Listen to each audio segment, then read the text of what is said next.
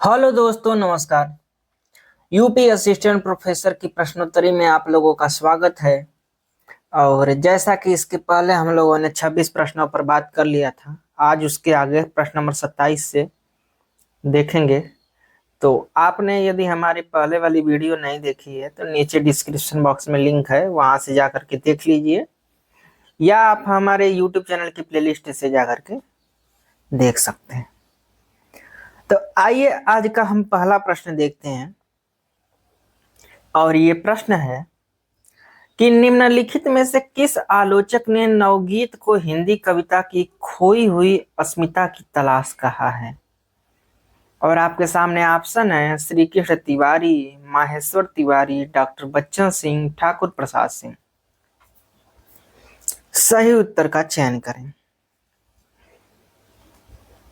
तो मित्रों, आपका सही उत्तर हो जाएगा श्री कृष्ण तिवारी। इन्होंने ये बात बोली है कि नवगीत जो कविता में खोई हुई अस्मिता थी उसकी तलाश करता है।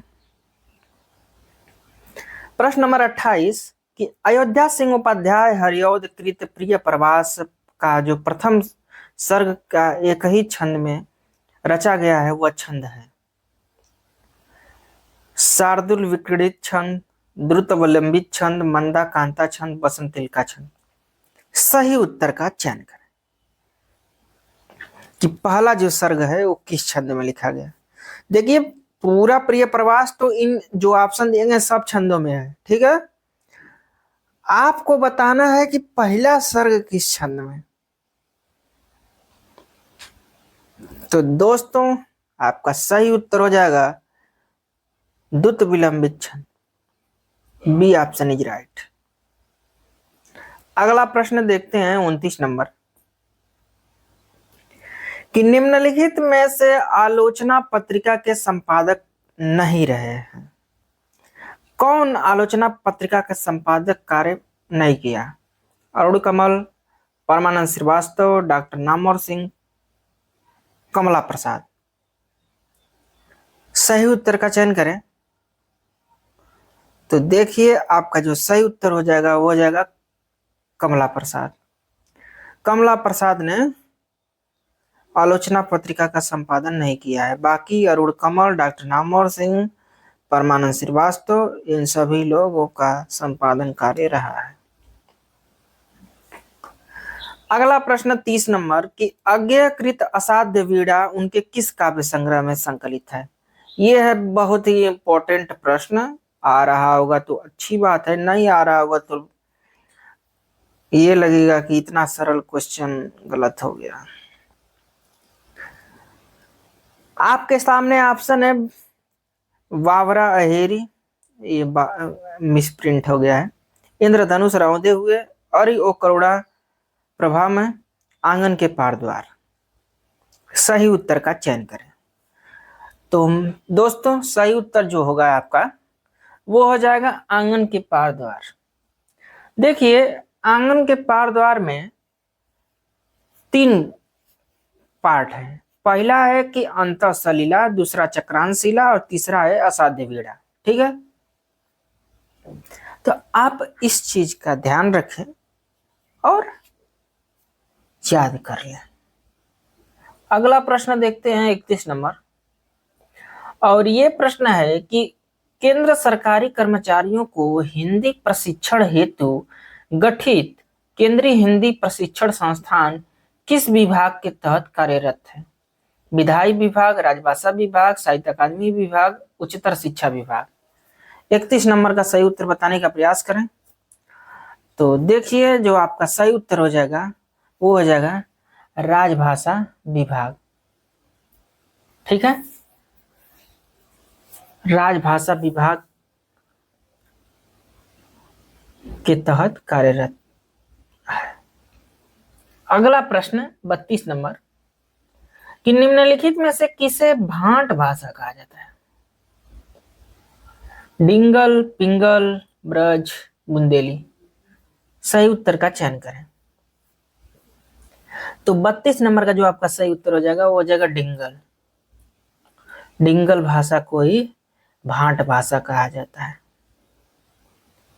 अगला प्रश्न, और ये प्रश्न छंद से है।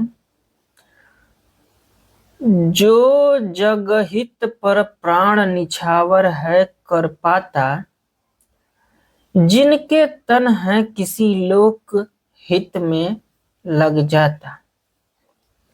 काव्य पंक्ति में कौन छंद है? सोरठा, रोला, उल्लाला, बरवे।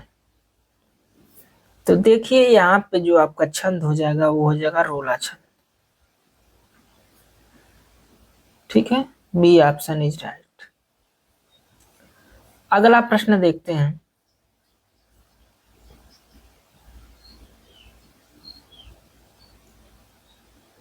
चौंतीस नंबर। कौशल्या के वचन सुनी भरत सहित रवे निवास, व्याकुल बिलपत राजगृह शोक निवास। काव्य पंक्ति में कौन सी शब्द शक्ति है? लक्षणा शब्द शक्ति, अभिधा शब्द शक्ति, व्यंजना शब्द शक्ति या सभी? तो देखिए, अगर शब्द शक्ति आपको नहीं आ रही हो या आपको समझने में दिक्कत हो तो आप मेरी वीडियो देख सकते हैं और मात्र 15 से 20 मिनट में आपको सभी शब्द शक्तियां क्लियर हो जाएंगी। उसका लिंक नीचे डिस्क्रिप्शन बॉक्स में आपको मिल जाएगा, वहां से जाकर के देख लीजिए। ठीक है, तो इसका जो 34 नंबर का आपका सही उत्तर हो जाएगा वो हो जाएगा लक्षणा शब्द शक्ति। अगला प्रश्न देखते हैं 35 नंबर। कि निम्नलिखित आचार्य व उनके द्वारा साधारणीकरण के संबंध में दिया गया कथन संगत नहीं है? जैसे डॉक्टर नगेंद्र भट्टनायक, अभिनव गुप्त, रामचंद्र शुक्ल, ये लोग अपना अपना स्टेटमेंट दिए हैं साधारणीकरण को लेकर के। तो आपको बताना है कि किसका जो है कथन सही नहीं है। तो देखिए, जैसे डॉक्टर नगेंद्र ने कहा है कि कवि की अनुभूति का साधारणीकरण होता है, तो सही बात है। भट्टनायक ने कहा है कि विभावादि का साधारणीकरण होता है, बिल्कुल। अभिनव गुप्त ने कहा है कि साहित्य का साधारणीकरण होता है, तो ये भी सही बात है। शुक्ल जी कहा है कि साहित्य के चित्र का साधारणीकरण होता है, ये गलत स्टेटमेंट है, शुक्ल जी ने ये नहीं बोला था, तो इसलिए डी ऑप्शन सही हो जाएगा। अगला प्रश्न 36 नंबर, और ये प्रश्न है कि युग और साहित्य 1941 ईस्वी निबंध के निबंधकार हैं, यानी इस निबंध को किसने लिखा है? शांति प्रिय द्विवेदी, यशपाल, नंदुलारे वाजपेयी, विद्यानिवास मिश्र। 36 नंबर का सही उत्तर बताने का प्रयास करें। तो मित्रों, आपका जो सही उत्तर हो जाएगा वो हो जाएगा शांति प्रिय द्विवेदी, ए ऑप्शन। अगला प्रश्न 37 नंबर। कि निम्नलिखित निबंधकार व उनके निबंधों में संगत युग्म नहीं है? विद्यानिवास मिश्र, हल्दी दूब, दधी अक्षत, कुबेर नाथ राय, दृष्टि अभिसार, गोपाल प्रसाद व्यास, बाइस्कोप, श्री राम परिहार, धूप का अवसाद। तो आप को बताना है कि इनमें से कौन सा निबंध और उनके जो रचनाकार हैं वो संगत नहीं है।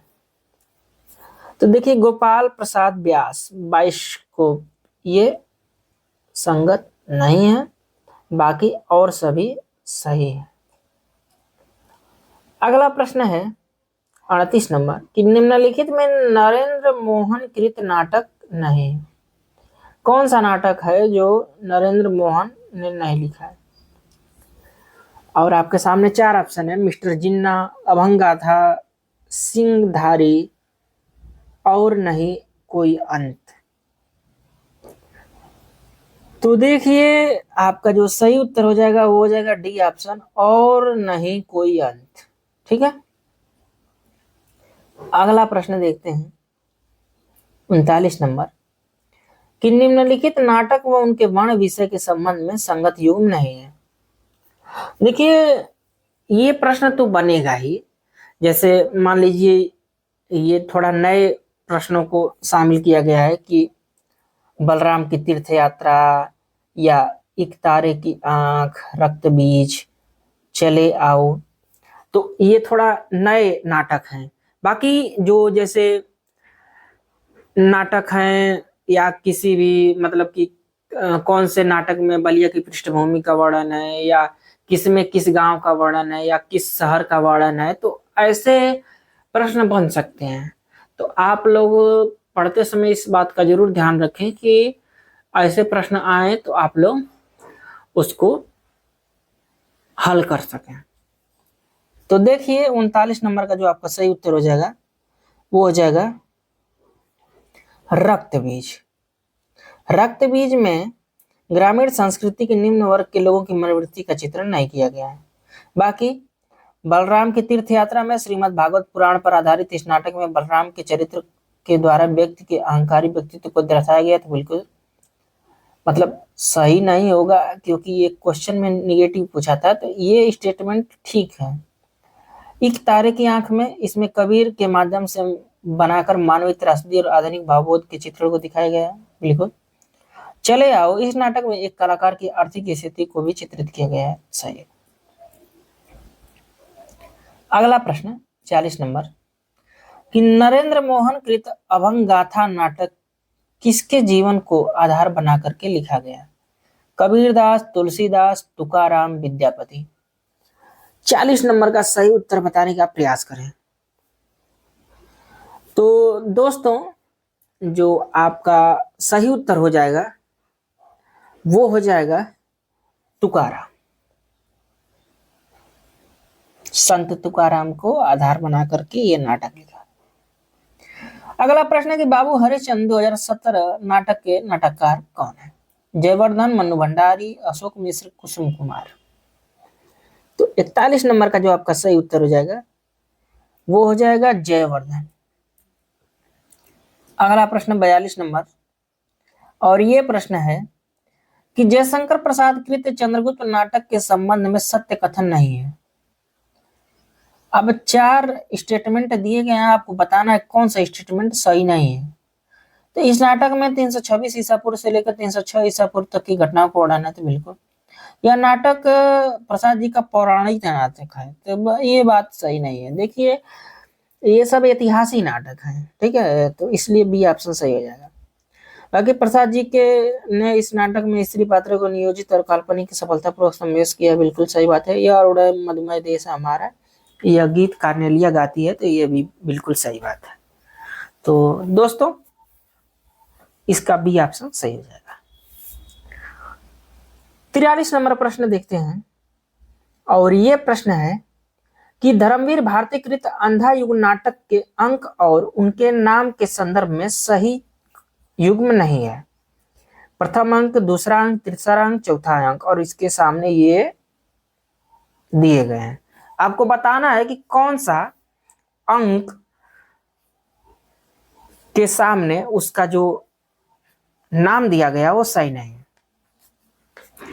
दोस्तों यदि हमारी प्रश्नोत्तरी आपको अच्छी लग रही हो तो please like, share, subscribe, comment.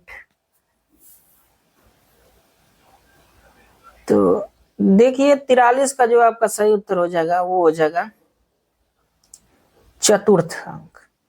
चतुर्थ अंक में पंख, पहिए और पट्टियां ये नहीं है। चतुर्थ अंक में है गांधारी का सांप, ठीक है।